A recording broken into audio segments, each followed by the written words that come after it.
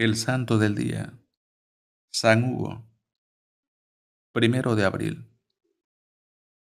El primer día de abril la Iglesia Católica recuerda a San Hugo de Grenoble, Francia, conocido también como San Hugo de Châteauneuf, quien fuera primero canónigo de la ciudad de Valence y después obispo de Grenoble por más de medio siglo, entre 1080 y 1132.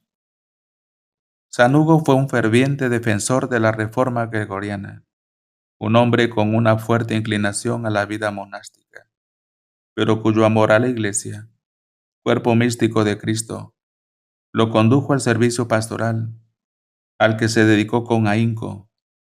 Hugo de Châteauneuf fue canonizado en 1134 por el Papa Inocencio II, llamado a servir y no a ser servido. Hugo nació en Valence, Francia, en el año 1052. Siendo aún seglar, fue nombrado canónigo de su ciudad natal a la edad de 28 años.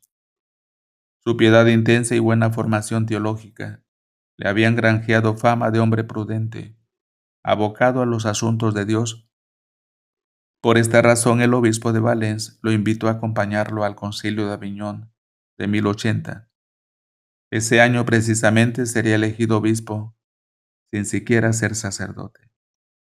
El santo obtendría pronto las dispensas y recibiría el orden sagrado en periodo extraordinario. Al mismo tiempo, Hugo iba experimentando la incertidumbre propia de no sentirse digno del puesto, y llegó a hacer algún intento para evitar terminar de obispo, pero su vocación de servicio lo hizo aceptar el encargo. El delegado del sumo pontífice había logrado convencerlo, y él mismo lo ordenó. Luego lo llevó a Roma para que el Papa Gregorio VII lo ordenara obispo. Obispo a la fuerza, pastor por amor. El destino de Hugo como pastor sería Grenoble, la ciudad a la que consagraría los siguientes 50 años de su vida, hasta el día que Dios lo llamó a su presencia. Al asumir la sede episcopal, encontró que la situación de su diócesis era desastrosa y por ello se encargó de poner en práctica la reforma gregoriana. La feligresía estaba abandonada en la mayoría de los casos y había poca instrucción. Mientras tanto, el clero andaba envuelto en una serie de corruptelas como la simonía, y las propiedades de la iglesia eran disputadas por señores acaudalados pertenecientes a la nobleza, entrometidos en los temas eclesiales. Por otro lado, algunos de sus sacerdotes practicaban el concubinato y eran motivo de escándalo. Inmenso dolor fueron estas cosas en su corazón, dolor que se mantuvo vivo por muchos años y que se acrecentó por la hostilidad de ciertos presbíteros y los círculos de poder que los repudiaron, y los círculos de poder que los respaldaron. En los años siguientes, gracias a los esfuerzos por la reforma de su diócesis, empezaron a darse los frutos. Aún así, llegó a presentar su renuncia hasta en 5 oportunidades ante 5 pontífices distintos.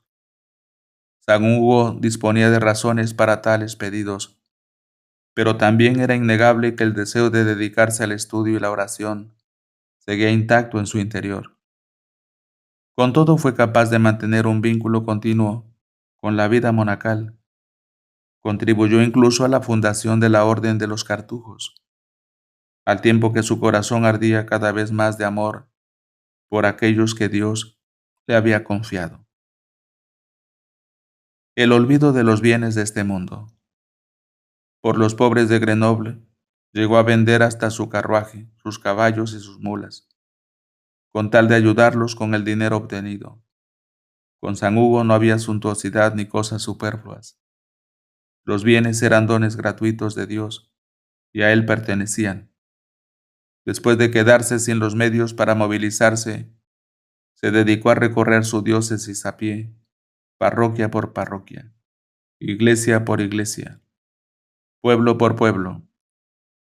En la etapa previa a su muerte perdió la memoria y muchos creían que era una suerte de alivio que Dios le concedió para dejar atrás tanta fatiga. Aunque ya no reconocía a sus allegados ni a sus amigos, mantuvo la sonrisa y pudo dedicarse a sus actividades espirituales. Lo único que recordaba eran los salmos, el Ave María y el Padre Nuestro. Sus últimos días estuvieron llenos de esas oraciones.